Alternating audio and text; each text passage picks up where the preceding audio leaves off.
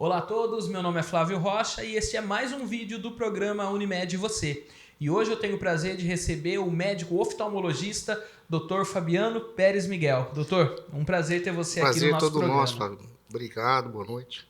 Tenho certeza que vai ser um programa muito bacana, a gente vai conseguir falar aí assuntos muito importantes, né? Falando aí um pouco sobre visão, sobre os problemas aí que podem acontecer no olho humano. Certinho, vamos lá. Pessoal, lembrando que esse e outros vídeos vocês podem acompanhar pelas redes sociais da Unimed, Facebook, Instagram, LinkedIn, YouTube e também pelo nosso site www.unimedlp.coop.br.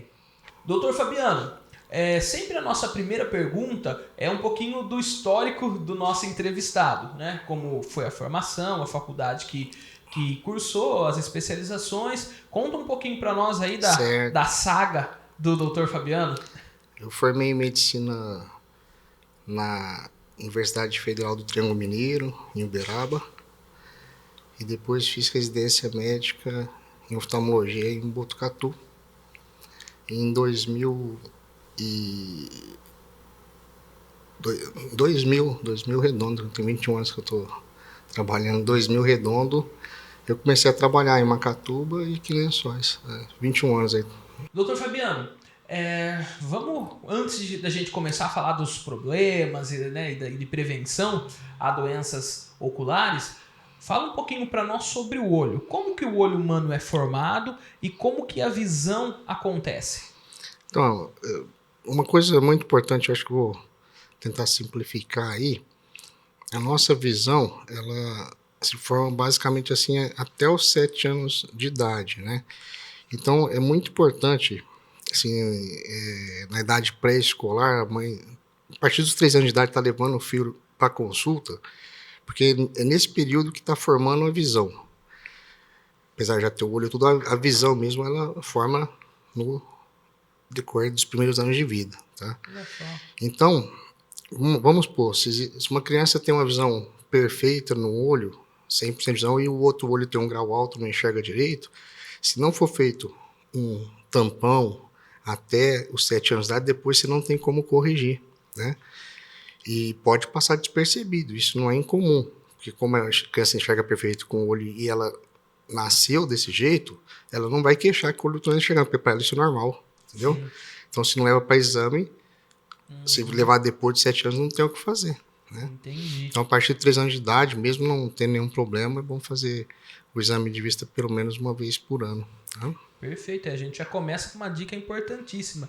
E a gente tá falando um pouquinho sobre as crianças, doutor.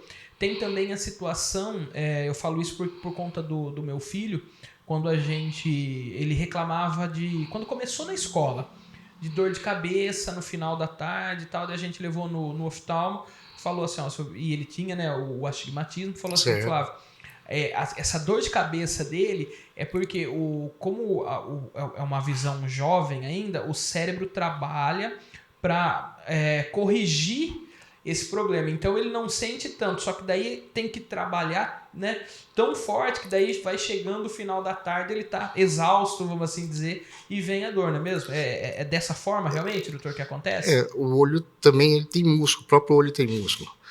E o forçar é involuntário. Você ter no grau, se não estando de óculos, você vai forçar para enxergar. Não que isso faça mal, mas pode dar dor de cabeça sim. Sim, né? Perfeito. Doutor, a nossa realidade hoje é na frente do computador, na maioria do tempo trabalhando, no celular, no televisor. Essa exposição à luz, né, quase que o dia todo, parando aí praticamente só na hora de dormir realmente, ela pode ser prejudicial à saúde? A saúde dos olhos. Dos olhos, isso, né? Assim, até hoje não tem nenhum estudo que comprove que realmente seja prejudicial. Pode ser que amanhã se descubra que um determinado número de horas, a partir disso faz mal, mas até hoje a quantidade de luz azul que os monitores que elas emitem até hoje não se mostrou prejudicial, não. Entendi. Até para as crianças, porque principalmente quando a gente vai fazer óculos, né, para criança, falam, a gente tem um filtro de luz azul, que é, né, essa luz de celular, de computador, de tablet. Para as crianças também não é tão Aquele filtro, prejudicial ou é legal a gente... O filtro realmente existe, realmente funciona, tá? Filtra a luz azul. Se quiser usar como assim, de uma maneira preventiva, é válido, mas não que seja assim, uma coisa obrigatória. Falar assim, não usar vai fazer mal. Assim, não tem nada ainda, em termos de trabalho científico, que comprove que faça mal a quantidade de luz azul que esses aparelhos emitem, tá? Entendi. É mais, talvez por conta que a pessoa tem que fixar muito o olhar, doutor? Será que isso pode... É uma atividade cansativa, né? É como se fosse uma leitura o tempo inteiro. Sim, Assim, a exato. visão de perto, a gente usa a musculatura do olho para dar o foco, mesmo Ah, de óculos, né? Aí você tem que usar acomodação, você acaba cansando, né? Então, entendi. quanto melhor ficar a correção ótica, menos você vai cansar. Né? Entendi. E, doutor, para amenizar, vamos assim dizer, esse cansaço, existe alguma dica? Lubrificação, pausas? A O que hora o que senhor vê, indica? assim, é igual você pegar um livro e começar a ler. Mesmo quem não usa óculos, aí chega uma hora que começa a embaralhar tudo, quer dizer que cansou. Aí para, toma uma aguinha, pingar um lubrificante também, se tiver qualquer ardência, ajuda, né? Tem várias lágrimas artificiais aí no mercado, boas, né? De preferência, a lágrima artificial sem preservativo, né? Que aí pode usar conforme necessidade, né? E não Ah, que vai legal. ter nenhuma irritação no olho pelo uso excessivo de colírio. Não existe esse risco, né? Ah, que bacana. Doutor, falando agora das doenças, né, do olho, as doenças oftalmológicas, uma das mais comuns é a conjuntivite. Por favor, nos explique o que é a conjuntivite e como que ela atua no olho do ser humano. Vou falar assim de uma maneira bem simples para o pessoal entender. A conjuntivite, que é a inflamação da conjuntiva, que é aquela pelinha transparente que recobre o branco do olho, tá? Então, quando ela inflama, o olho fica congesto, fica vermelho, porque aqueles vasos aparecem mais e dá contraste com o branco do olho, você tem um olho vermelho. Basicamente, tem 3 tipos aí de conjuntivite: a alérgica, a viral e a bacteriana, né? A alérgica ela não é transmissível, muito comum, em criança é mais comum, essa época do ano, tempo seco, bastante frequente também, né? A bacteriana, ela é transmissível, mas não muito, né? E com colírio antibiótico você resolve rápido, né? E a viral é que é a mais enjoadinha dela, assim, a hora que o paciente está com a conjuntivite viral, né? Porque varia bastante, é igual uma gripe, né? Tem pessoas que têm mais leve, outras mais fortes, mas a gente não tem nenhum colírio antiviral específico, né? Que o vírus que causa a conjuntivite viral é chamado adenovírus. E não existe nenhum colírio para isso, para esse vírus. Então, o que você faz é igual uma gripe, você vai usar medicação ali sintomática para o olho, né? Um colírio anti-inflamatório, lubrificante, compressa de gás, às vezes anti-inflamatório para o boca também ajuda, né? Para ajudar a desinchar e esperar o organismo produzir anticorpos, que é o que vai resolver o problema, entendeu? Perfeito. E, doutor, o senhor comentou sobre o olho avermelhado, que é um dos sintomas. Quais outros sintomas a conjuntivite apresenta? Então, a alérgica, o olho fica vermelho e incha, é muito comum inchaço, coça bastante também, né? E a secreção é uma secreção mucoide, não é tão amarelada, tá? A bacteriana, o olho fica bem vermelho e bastante secreção purulenta, aquela secreção amarela esverdeada em abundância, né? E eu falo assim, a viral é como se você misturasse as duas, ela incha o olho, dá uma secreção não tão purulenta, né, quanto a bacteriana, mas tem um pouquinho, não é tão branquinha quanto a alérgica, né? É tipo um meio termo ali, tá? Falando isso é grosso modo para o pessoal entender. Sim. Mas para cada uma tem o seu tratamento específico, né? Entendi. A alérgica é com colírio antialérgico, né? A bacteriana é colírio antibiótico e a antiviral é mais com sintomáticos mesmo. Né? Doutor, existe uma faixa etária onde a conjuntivite ela é mais comum? Crianças, adultos, idosos ou independe desse fator? A alérgica é mais comum em criança, porque o próprio organismo ele vai desenvolvendo resistência aos alérgenos no decorrer da vida. E não que não exista, existe no adulto, existe idoso, mas com menos frequência que em criança. Tá? Agora as outras não tem idade, vamos falar assim. Tá? Entendi. Doutor, é possível prevenir a conjuntivite? É possível, sim. Evitar coçar os olhos, evitar levar a mão nos olhos, porque assim, das transmissíveis, elas não passam por via aérea, né? É por contato mesmo. Vamos supor, uma pessoa está com conjuntivite, uma conjuntivite viral, né? Vai, coça o olho, pega lá no carrinho do supermercado, você vai em seguida, pega no mesmo carrinho e vai e coça o olho. Você pega, mesmo sem ter contato com a pessoa, né? Então, evitar ficar coçando o olho, levar a mão nos olhos, principalmente sem lavar as mãos, né? Isso é uma maneira de prevenção, né? Doutor, abrindo um parênteses aqui, conversando com alguns médicos infectologistas, eles disseram, e não só os médicos infectologistas, os plantonistas aqui no nosso centro médico da Unimed, uma realidade durante a pandemia, né, principalmente crianças sem irem às aulas, né, à escola, fazendo tudo de maneira remota e as pessoas lavando muito mais as mãos, usando o álcool em gel, outros tipos de vírus, né, diarreia, a gripe comum, foram também acabando naquele momento. O senhor sentiu que no consultório também foi uma realidade em relação à conjuntivite? Não chegou assim a acabar, mas diminuiu sim. Houve uma diminuição, com certeza.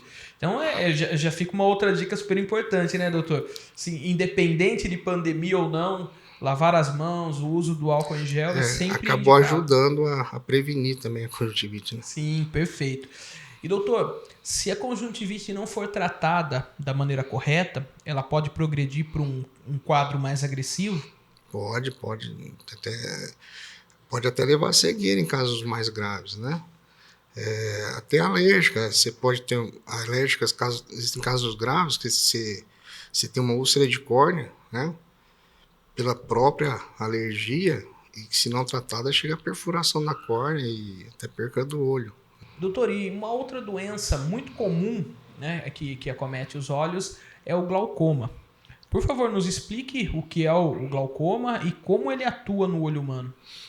Então, o olho humano, ele tem uma pressão intraocular, né, que ela é determinada assim, pela produção de um líquido, né, que chama humor aquoso, e pelo escoamento desse líquido. Né? Então, é como se você tivesse uma torneirinha aberta ali dentro do olho e um ralinho também. Isso o tempo inteiro funcionando. Quando você tem um aumento da produção desse líquido ou uma falha no escoamento, essa pressão ela começa a subir, que é o glaucoma. Né? E aí começa a aumentar a pressão dentro do olho e começa a danificar o nervo óptico. Que aí você vai ter uma perca de visão progressiva. Só que isso geralmente não dá sintoma, né? Esse que é o grande problema. E a maioria dos casos não é a mesma coisa da pressão do corpo, mas assim, muitas vezes a pressão do corpo alta também não dá sintoma, a pessoa descobre no exame de rotina, né? Uhum. A do olho é a mesma coisa. Não dá sintoma, a grande maioria é descoberto no exame de rotina. Você tem como prevenir a perca visual pelo glaucoma, mas você não tem como reverter uma vez que ela já ocorreu, entendeu? E o que causa o glaucoma? A grande maioria dos casos, é tendência genética mesmo da pessoa. A pessoa tem casos na família, né? Existem outros tipos de glaucoma, assim, dando exemplo, assim, um que chama facomórfico, que é por uma catarata avançada que não foi tratada, né, exemplo, né? Existem tipos específicos que são menos frequentes, mas o glaucoma crônico simples, que é aquele mais frequente, falando 90% dos casos, é tendência familiar, uma história familiar mesmo. A pessoa tem tendência de ter o problema. Entendi. E doutor, o glaucoma, vou fazer de novo. E doutor, existe uma faixa etária mais comum para as pessoas terem... Vou fazer de novo. Desculpa. Tranquilo. Doutor, e existe uma faixa etária mais comum onde as pessoas são acometidas pelo glaucoma? Existe. O glaucoma crônico simples, né, que é esse que é o mais comum, quanto maior a idade, maior a chance da pessoa ter. né? Não quer dizer que todo mundo com a idade vai ter, mas assim, ele é mais raro em criança e bastante frequente no idoso. Mas geralmente assim, depois dos 40 que é mais comum. E como é o tratamento do glaucoma? 90% dos casos ou mais é com colírio para controle de glaucoma, colírios específicos para isso, colírios antiglaucomatosos, né? Que eles vão agir ou na diminuição da produção do humor aquoso ou no aumento do escoamento do humor aquoso. Dependendo do colírio, tem os mecanismos de ação diferentes, mas são basicamente para reduzir a pressão que está alta, né? Perfeito. E doutor, esse líquido que é produzido, que faz a pressão aumentar no olho, né? A famosa pressão alta, o glaucoma é a famosa pressão alta nos olhos, né? Que o pessoal comenta. Esse líquido, qual é a função dele dentro do olho e do conjunto da visão? Bom, além de manter o tônus do olho, que senão ficaria murcho, né? Se não tivesse. Além de manter o tônus, ele serve como via de nutrientes também para as células intraoculares, né? Tem uma camada, por dentro da cor chama camada de células endoteliais, né? Entendi. Ele ajuda a manter essa camada, né? Então, é importante esse líquido dentro do olho, né? E, além dos colírios, existe o tratamento cirúrgico, que é empregado para aqueles casos em que você não tem sucesso com o uso dos colírios. Existem pacientes que você usa 3, 4 colírios para glaucoma e a pressão se mantém alta. Aí você tem que partir para tratamento cirúrgico, que também a maioria se obtém sucesso com esse tipo de tratamento também. Só que assim, não é a maioria dos casos que precisa de cirurgia. No glaucoma é a minoria que precisa de cirurgia, mas existem casos que realmente ela é necessária. Perfeito. E doutor, se o glaucoma não for tratado da maneira correta, ele pode evoluir para quadros mais sérios e até levar a pessoa à cegueira? Se ele não for tratado, ele invariavelmente leva à cegueira com o passar do tempo. É questão de tempo, ele vai acabar levando à cegueira, sim. Né? E, doutor, o glaucoma não dá sintomas, né? Não dá, não tem uma dor, não sente nada. O ideal, então, visitas periódicas ao oftalmologista? Mesmo estando tudo bem, sem sintomas, uma vez por ano é o ideal. Se sentir qualquer coisa, o mais breve possível, né? E isso, doutor, essa realidade de visita ao oftalmologista anualmente deve acontecer tanto para as pessoas que usam óculos e também as que não usam. Exatamente, justamente por isso. Por não dar sintoma, às vezes a pessoa não usa o óculos e não sabe que está com problema, né? E a hora que começa a dar o sintoma, que é a perca de visão, ela já perdeu bastante. Entendi. Não, perfeito. Doutor Fabiano, foi um papo assim muito bacana, muito agradável. A gente conseguiu falar aí de 2 assuntos que acometem aí as pessoas e causam muito sofrimento, né? O glaucoma que pode levar à cegueira e também a conjuntivite que é dor, a coceira. Então assim foram dicas muito, muito importantes, muito legais. E eu deixo agora, doutor, o microfone aberto para se alguma pergunta deixou de ser feita ou se o senhor quer reforçar algum ponto, o microfone é do doutor Fabiano Pérez. Eu acho que é isso, Flávio. É mais uma orientação aí, né? Para a população aí, levar as crianças a partir de 3 anos de idade, mesmo sem ter sintoma, tendo sintoma a qualquer idade, até recém-nascido, né? Não tem qualquer idade a gente consulta. Não tendo nenhum sintoma, a partir de 3 anos, pelo menos uma vez por ano, né? Todo mundo deve consultar, né? Esse é o principal. E aquilo, né, doutor? Manter uma vida saudável, hábitos saudáveis, alimentação, tudo ajuda, isso também, né? Pode influenciar na visão, né? Ajuda, porque assim, dando exemplo, o diabetes, a hipertensão, né? São coisas que andam muito associadas com hábitos de vida não saudáveis, né? E acaba afetando o olho, né? Sim. Como também os rins, outras partes do corpo, mas o olho também acaba sendo afetado. Então, claro que ajuda hábitos de vida saudáveis, ajuda. Né? Sim. Doutor, a gente já estava praticamente encerrando, mas uma outra pergunta. Por que o diabetes e a hipertensão elas afetam tanto o olho, porque é muito comum. Aqui a gente tem um braço social da Unimed, que é a AMU, né? Associação Mulher Unimed, que faz um trabalho com pessoas cegas e com baixa visão. E grande parte deles perderam a visão por conta do diabetes. E outros por né, fatores diversos.